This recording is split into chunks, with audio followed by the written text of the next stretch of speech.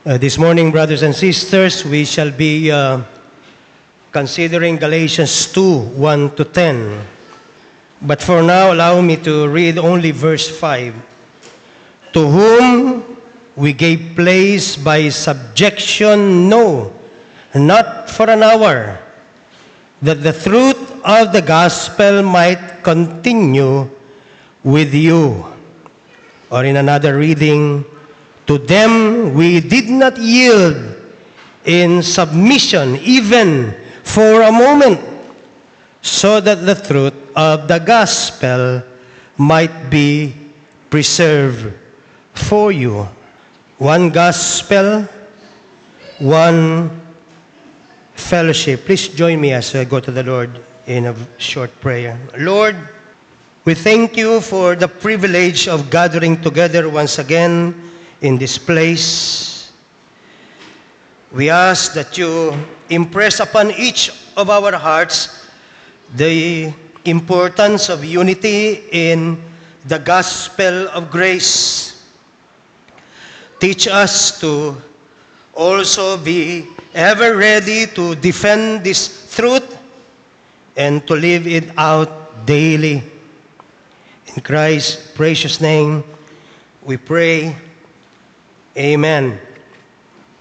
Mga kapatid, ang pangunahing katotohanan po na nais nating bigyan diin sa ating pag-aaral ngayong umaga ay ito. Ang ebanghelyo ng biyaya ni Kristo, ang siyang tunay po na nagbubuklod o nagpapaging isa sa mga mananampalataya. Yan po ang tema natin sa buong buwan ng November, kung inyo pong napansin. The reason we gather together in this community is because we believe in the truth of the gospel. In other matters, we may each have our own preferences, but regardless of what those may be, when it comes to our life together as a church, our guidance is drawn from what the Lord Himself says. Marami po kasing bagay ang iniisip o inaakala ng ibang tao na nagdudulot o nagdadala ng pagkakaisa sa loob ng iglesia. Yung iba, iniisip, ang nagdadala ng pagkakaisa ay yung ethnicity. Meaning yung pagkakapare-pareho po ng pinagmulan o pagkakapare-pareho ng lahi. Kaya makakabalita kayo, for example, ng Ilocano Church or Ilonggo Church, Bicolano Church, or even Chinese Church. Yung iba naman nag-iisip na ang nagdadala ng pagkakaisa sa loob ng iglesia ay ang culture or tradition. Magkakamukha, magkakasundo sa mga bagay na nakasanayang gawi o kaya naman ay mga kaugalian. At yung iba naman nag-iisip ng dahilan para magkaisa-isa ang mga kapatid sa loob ng iglesia ay yung pagkakatulad ng interes. Yung po bang iisa ng hilig o libangan.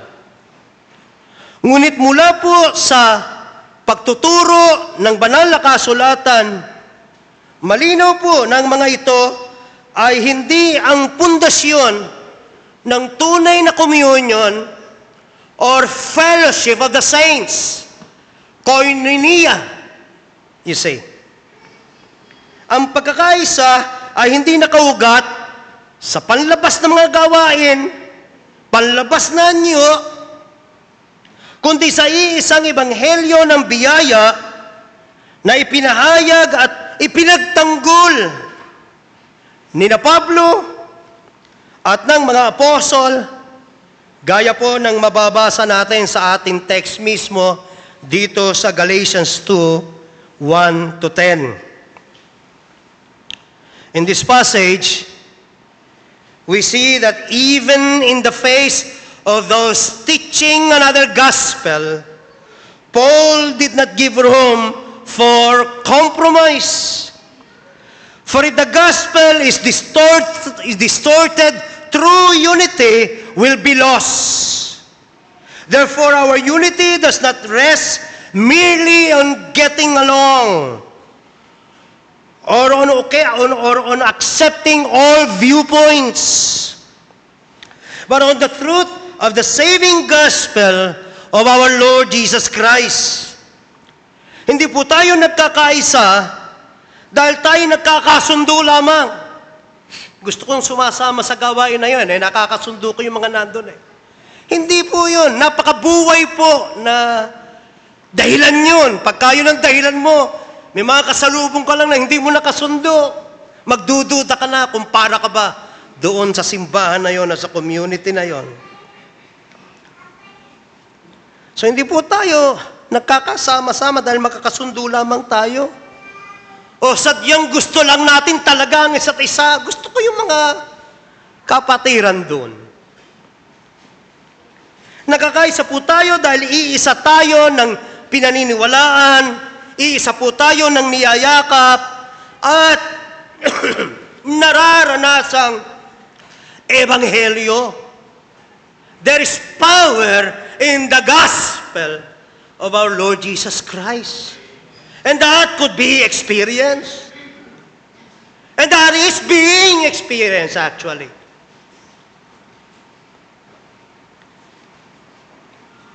By those who know Him. So here are three important truths we must remember. The gospel of grace is what truly unites us. Pumupunta ka dito at nagpapatuloy kang sumasama sa community na ito, higit sa ano pa man, dahil alam mo na ang ebanghelyo ng biyaya ay tinuturong may katapatan sa lugar na ito. It is not ethnicity, it is not culture, it is not shared interest, but Christ alone who binds us together as one body. This gospel, therefore, must be defended against any distortion. For a false gospel does not bring unity, but division and destruction. And this gospel must be lived out in love also. For true unity is seen not merely in words, but in lives that reflect grace toward one another. Ang ganda-ganda na sinasabi natin. Ang problema lang, wala sa sinabi natin ang nakikita sa buhay natin. So may disconnect doon. Kaya sinabi natin, ipagtanggol natin ng masigasig ang gospel na niyayakap natin. Pero hindi doon nagtatapos. Isa pamuhay natin ito. Kung tunay kang nakaranas ng kapangyarihan, transforming power of the gospel.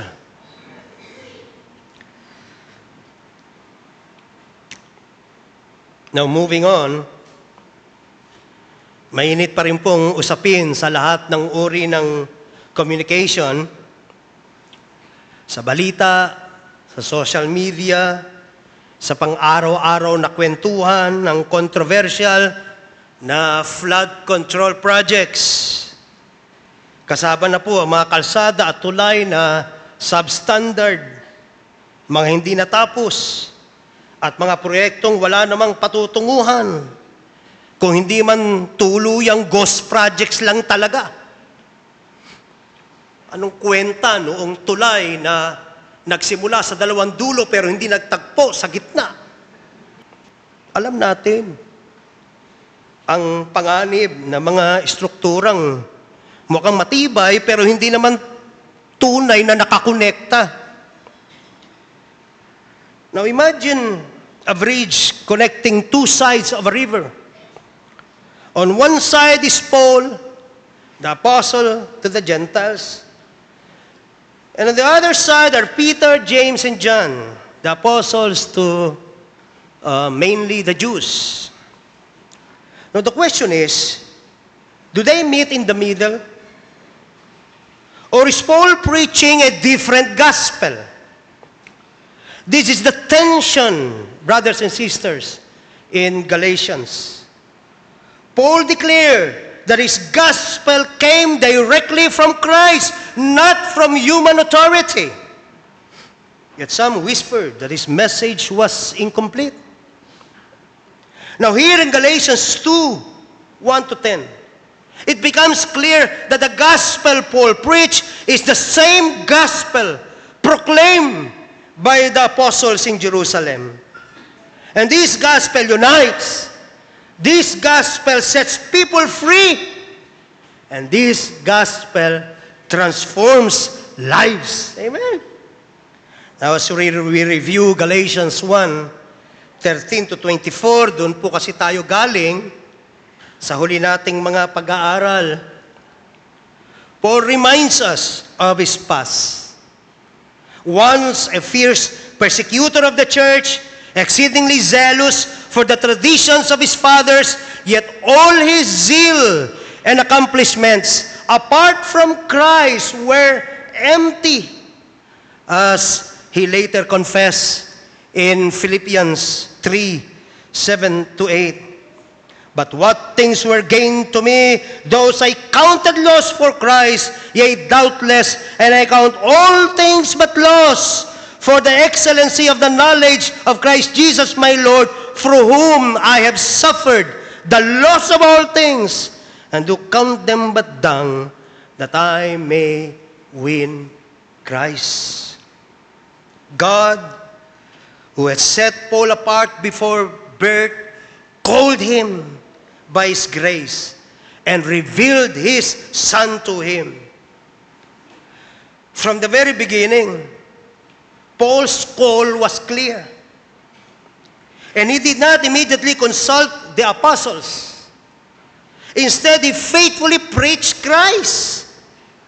The result was astonishing. The very churches he once tried to destroy now glorified God because of his transformation. As Thomas Schreiner notes, the New Testament scholar, Paul's testimony emphasizes the divine origin of his gospel. Kaya hindi agad siya nakipagkita sa mga apostles. Dahil buo ang paniniwala niya, galing ito sa Diyos. Dahil meron na siyang atas mula sa Diyos na ipangaral ito, ipinangaral niya ng may buong katapatan. Ang tinanggap niya mula sa Diyos. Again, Paul's testimony emphasizes the divine origin of his gospel, while Douglas Moo adds that his independence from Jerusalem was proof of its authenticity and Spirit-given authority. Together, brothers and sisters, these insights highlight that Paul's gospel is both divine in source and apostolic in unity. Abay, nang magkita-kita sila, yung tinanggap niya mula sa ating Panginoon, parehong-pareho nang ipinapangaral ng mga apostles. Isa siguro yung Diyos nila. Isa siguro yung tumawag sa kanila. Isa siguro yung nagligtas sa kanila. Amen? Galatians 2 will show that the leaders in Jerusalem did not correct Paul, but affirm him, underscoring that the gospel of grace is one, uniting all believers. Kahit noon lang kayo nagkita, kahit hindi mo kilala, kapag pareho kayong nakaranas ng kapangyarihang magbago ng buhay, ng ebanghelyo ng biyaya, para kayong matagal lang magkasama, parang matagal na kayong magkakilala, Dahil iisa kayo ng karanasan at iisa ang Diyos na nagpakilala sa inyo. Amen. Makikita natin ang Ebanghelyong naunawaan at ipinangaral ni Paul ay walang pinagkaiba sa Ebanghelyong una ng tinindigan at ipinangaral ng mga apostles. So tignan po natin. Let's begin reading Galatians 2 verses 1 and 2. Then, 14 years after, I went up again to Jerusalem with Barnabas and took Titus with me also. And I went up by revelation and communicated unto them that gospel which I preach among the Gentiles. But privately to them which were of reputation, lest by any means I should run or had run in vain. Pagkalipas po ng 14 na taon, muling nagtungo si Pablo sa Jerusalem. Kasama sila Barnabas at Titus. Iniharap po niya, ipiniresenta ang Ebanghelyong kanyang ipinapangaral. Hindi dahil siya po ay nagdududa sa ipinapangaral niya, kundi upang ipakita na ito'y kaayon ng ipinapangaral ng mga apostles. Dito po natin makikita ang kahalagahan, mga kapatid, ng pananagutan o accountability sa church. Nalalaman nating lahat na ang Lone Ranger Christian ay madaling maligaw. Ngunit ang tunay na ministry of the gospel ay nakaugat sa fellowship. Nakaugat sa pagpapatibayan sa isa't isa. Nakaugat sa pagkakaisa sa katotohanan. Sa pamamagitan po nito, pinangangalagaan ng Diyos ang kanyang iglesia laban sa maling aral at pinagbubuklod ang mga mananampalataya kay Kristo. Naintindihan po ba ninyo bakit mahalagang nandito ka ngayon at bakit mahalagang nakikinig ka ng aral? Dahil palaging nandoon ang panganib na ikay maligaw. I recall visiting a church member who had not been able to attend services for quite some time. During our conversation, I asked if she listened or she's been listening to the sermons we post on our SGBC Facebook page. She said she occasionally does, but more often, she prefers listening to a popular radio preacher whose theology is questionable. Lungkot. Now that response saddened me.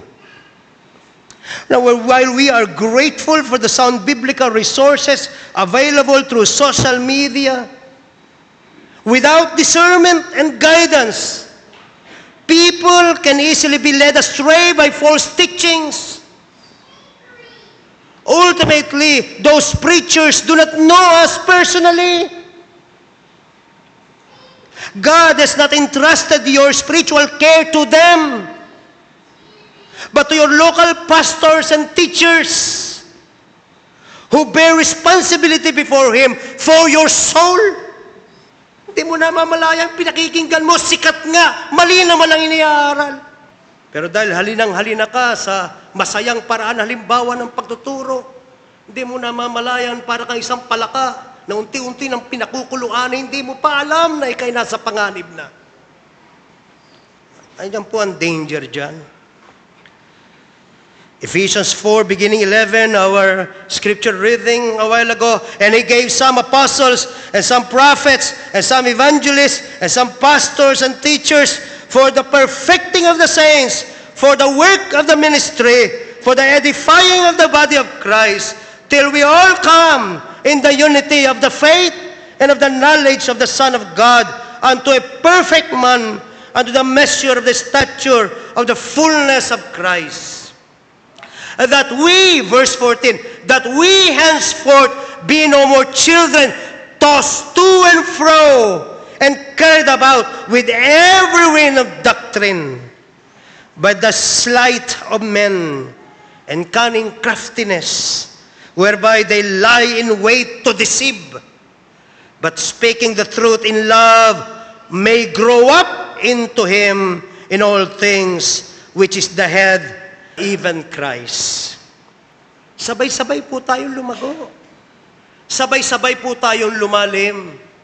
Sabay-sabay tayong mag-aral.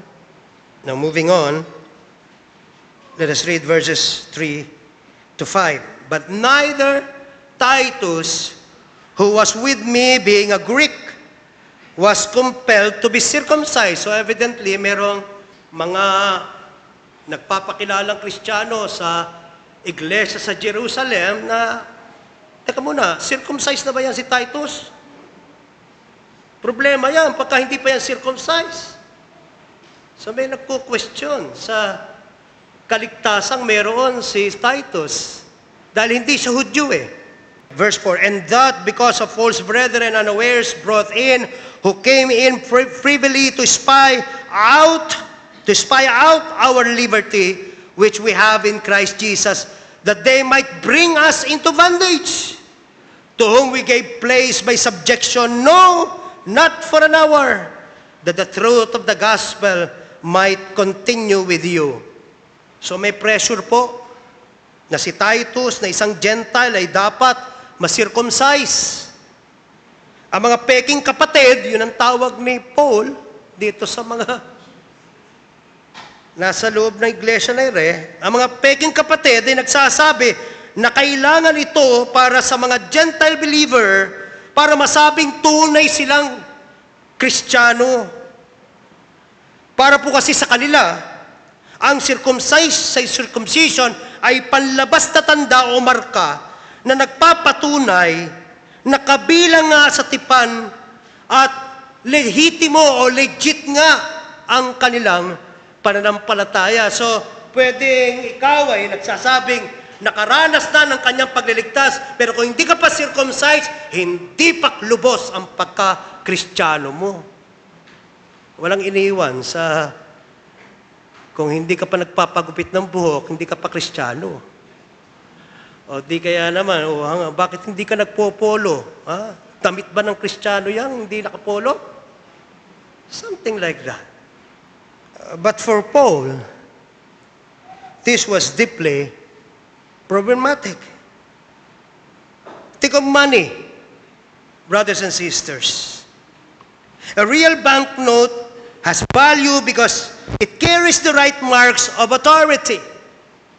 But if even one counterfeit mark is added, kilala natin yung pera natin, nakakita ka ng tatak ng Mickey Mouse.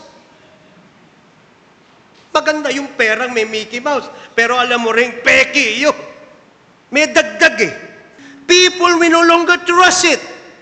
It becomes worthless. The gospel is like that. Its true mark is salvation by grace through faith in Christ alone. If we add rules or human effort, the gospel loses its power. It ceases to be good news because the focus shifts from what Christ has already done to what we can do. Na ipinapangaral natin ng gospel, malinaw. Makasalanan ka, hindi mo kaya iligtas ang iyong sarili. Mapapahama ka kung mananatili ka sa kalagayan na yan. Pero sa kayamanan at kasaganaan ng awa at biyaya at pag-ibig ng Diyos, kahit hindi kailangan nagkatawang tao siya para sa hindi karapat-dapat na kagaya mo at kagaya ko. Na ang gagawin mo ay aaminin ang iyong kawalang kakayahan at ang iyong kawalang pag-asa sa sarili mo. At mamamahinga ka sa kakayahan niya at sa ginawa niya. At kung magkagayon, maliligtas ka. Yun yung gospel. In a nutshell, right?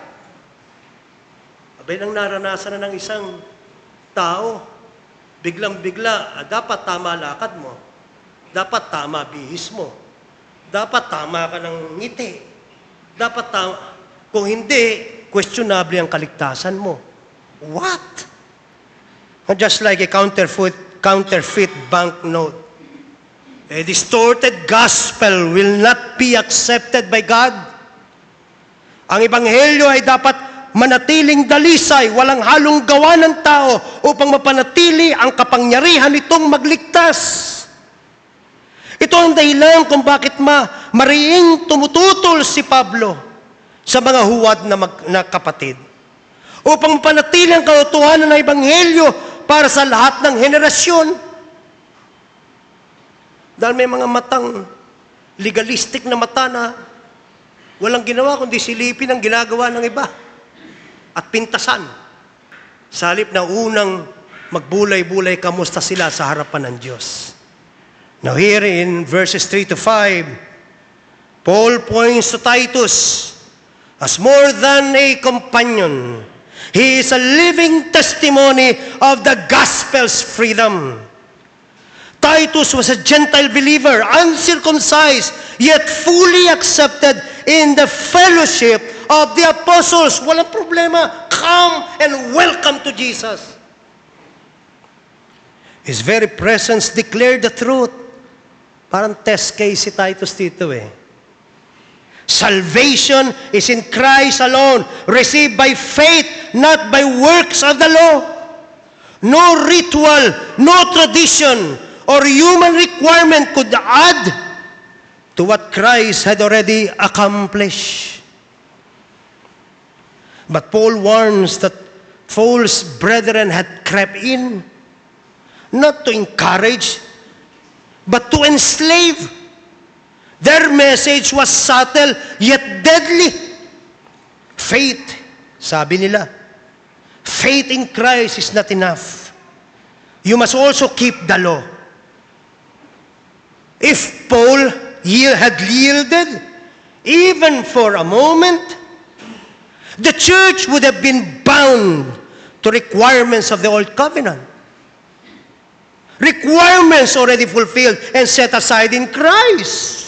Because he stood firm, the freedom of the New Covenant, grounded in grace through faith, was preserved. Hindi po ito maliit na usapin, mga kapatid. Ang mismong pinakapuso ng gospel ang nakataya. Sinadya ni Paul ang kanyang pagtanggi, ang kanyang di pagsangayon.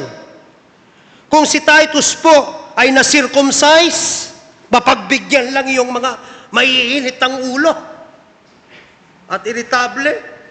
Ang hirap katabi sa simbahan yung hindi circumcised. Payan. Parang hindi Kristiyano eh. So kung si Titus po ay na-circumcised, lalabas na kailangang maging Hudyo. Kailangan maging Hudyo muna ang isang hintil bago siya maging Kristiyano. Amen? Ipinahihiwatig din ito na hindi sapat ang ginawa ni Kristo. Na ang biyaya ay kailangan pang samahan ng kautusan para maging mabisa. Nandun yung danger noon. Kaya ingat tayo. Isa pa pong halimbawa, mga kapatid, na personal kong na-encounter, iningi po sa akin ng payo, ay ang pagsusuot ng hikaw ng isang lalaki. May nababalitaan po kasi itong kapatid na ito na hindi kaya ng hitsura ng isang Kristiyano. Ano ba hitsura ng isang Kristiyano, by the way? Yung hindi dumidikit sa tenga ang gupet at laging naka-necktie, makinis ang sapatos, balat, sangkatutak na pumada, may hawak ng Biblia, magilas. Yun po ba ang itsura ng Kristiyano? Pakisabi nga po sa akin, ano ba itsura ng Kristiyano? Yung genuine. Yung genuine. Ano ba itsura ng genuine na Kristiyano? Dahil sa pagkakaalam ko, marami na ako nakasalubong, naka-necktie at kung todo forma, na hindi pala Kristiyano malaunan. Anong itsura? My. Madaming holier than thou eh. Maraming nakataas ang ilong. Nang dumadating si Titus, hindi dapat umawit, kasama natin yan. Pati mo nga. Yun po ang dilema. Yun po yung problema. So balik ako sa counseling na ginawa ko dito sa kapatid. Now, gusto kong linawin na ang pagsusuot ng hikaw ng lalaki hindi nakakasira o nakakakompromiso sa Ebanghelyo. Hindi ito nangangahulugang itinatanggi na ng isang tao si Kristo dahil may suot siyang hikaw. Ngunit kailangan pa rin po natin ng tamang pag-iisip. At pag-unawa, ganito ko ipinayo sa kapatid itong problema niya. Kailangan natin ng tamang pag-iisip, pag-unawa. Dapat handa ka kapatid tumanggap ng pagpapayo kung humihingi ka ng payo. Dahil may mga kultura po, kagaya lang sa atin, nang hikaw sa lalaki ay nakikita bilang tanda ng rebellion. O kaya naman tanda ng vanity or lack of masculinity. Kung sakaling ganitong bagay ang nagdudulot ng kalituhan o pagkatisod sa kapatiran sa iba, ayon sa payo ng Biblia, mas mabuting umiwas bilang pagpapakita ng pag-ibig at malasakit sa iba. Yan po ang itinuturo ng 1 Corinthians 8, 9-13. Maliwanag po ba mga kapatid? Hindi nakababawas sa kaligtasan kung magsuot ka ng hikaw lalaki ka. Pero at the same time, dapat mo ring isaalang-alang na baka mayroong mga natitisod dahilan sa kanilang pag-unawa sa kung ano ang kinakatawan nito. Amen? And interestingly, itong kapatid na ating pinayuhan, hindi lang tinanggal ang hikaw, natuto pang magbarong ng long sleeve. Dahil naintindihan niya na meron palang isang paraan ng paggagayat sa sarili na mas mainam mong mairepresenta ang ating Panginoong Hesukristo. Malinaw yon mga kapatid? Malinaw po ba yon? So hindi Kristiyano pagka puro tato, mula leeg hanggang paa. Hindi na Kristiyano yun. Puro tato Ano gagawin mo? Burahin mo! My goodness! At yan ang problema ng maraming simbahan. Sa halip ng kaugnayan ay siyatan Diyos, walang ginawa kundi tignan ang paligid at obserbahan. Sino ba ang mga dapat kong pintasan sa simbahang walang perfection na kagaya nito? My goodness. Puro imperfection na nakikita ko sa paligid. Ay, nako. Salamat at hindi ako kagaya nila. Hanap ka ng perfect Baptist Church. Hanap ka, doon ka pwede. Amen? Now moving on. Let us read verses 6-10. But of these who seem to be somewhat whatsoever they were, it maketh no matter to me. God accepteth no man's person. For they who seem to be somewhat in conference added nothing to me. Nung nakausap niya ng mga apostles, you see, but contrariwise, when they saw that the gospel of the uncircumcision was committed unto me, as the gospel of the circumcision was unto Peter, for he that wrought effectually in Peter to the apostleship of the circumcision, the same was mightily in me toward the Gentiles. And when James, Cephas, and John, who seemed to be pillars, perceived the grace that was given unto me, they gave to me and Barnabas the right hand of fellowship. Magkadugo tayo. Pareho tayo ng sinasampalatayanan. That we should go unto the heathen and they unto the circumcision. Verse 10, only they would that we should remember the poor, the same which I also was forward to do. Nakakatuwa. Here we see, brothers and sisters, that the apostles recognize Paul's message as the same gospel revealed by Christ. They made no corrections or additions, but instead extended to him the right hand of fellowship. That fellowship was not sentimental. It was rooted in the truth of one gospel for both Jew and Gentile. And notice, the one request they made, to remember the poor. Why?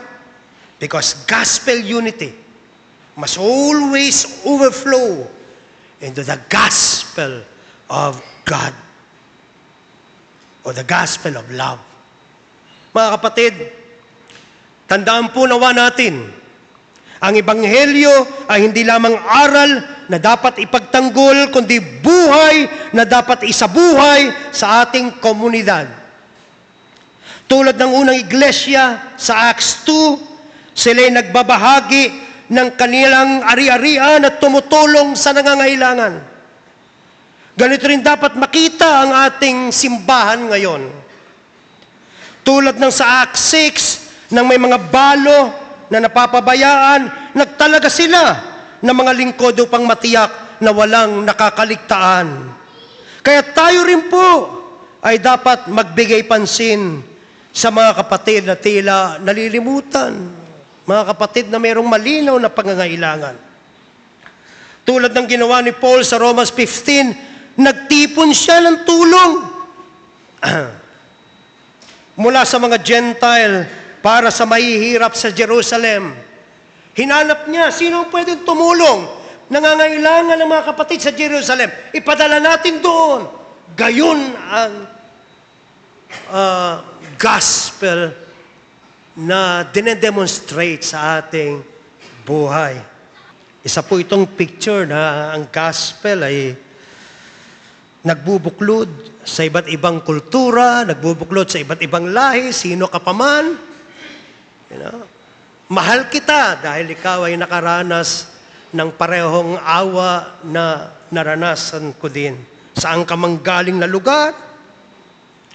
At tulad po ng paalala ni Santiago sa James 2, huwag tayong magpakita ng favoritism. Sa halip, tanggapin natin ang lahat ng pantay, mayaman man o mahirap. At gaya rin po na sinabi ni Paul sa Galatians 6:2, pasanin natin ang bigat ng isa't isa, sapagkat dito nakikita ang tunay na pagkakaisa kay Kristo. Kapag ang simbahan po ay namuhay sa ganitong paraan, nasasanay tayong magbahagi sa iba, nagmamalasakit, tumutulong, nagdadala ng pansin ng kapwa. Ipinakikita po natin sa buong mundo, ipinakikita po natin sa lahat na si Kristo ang talaga nating kayamanan at si Kristo ay sapat sa atin. Hindi natin kailangan pigilan ang meron tayo. Pwede tayong bumitaw para sa kapakanan ng iba. Dahil alam mo, ang Kristong ito ay may kakayahang sustinahan ka. Yan ang nakikita ng mundo. Sapat si Kristo. Kayang alalayan ni Kristo ang mga sumasampalataya sa Kanya. Hindi sila kailanman mapapahiya. At dahil dyan, mga kapatid, kanino bumabalik ang pinakamataas na kaluwalhatian? Sa Diyos na tumawag sa atin at nagligtas sa atin sa pamamagitan ng dalisay na ebanghelyo ng biyaya. Ingatan po natin ito. Ipagtanggol po natin kung may nagtatangkang sirain ito. At higit sa lahat, mga kapatid, hinihikayat ko kayo, maramdaman ng iba yung realidad ng ebanghelyo. Makita ng iba, maranasan ng iba ang realidad ng ebanghelyo sa pamamagitan ng ating buhay. Amen? Praise be to God. Let's all stand up.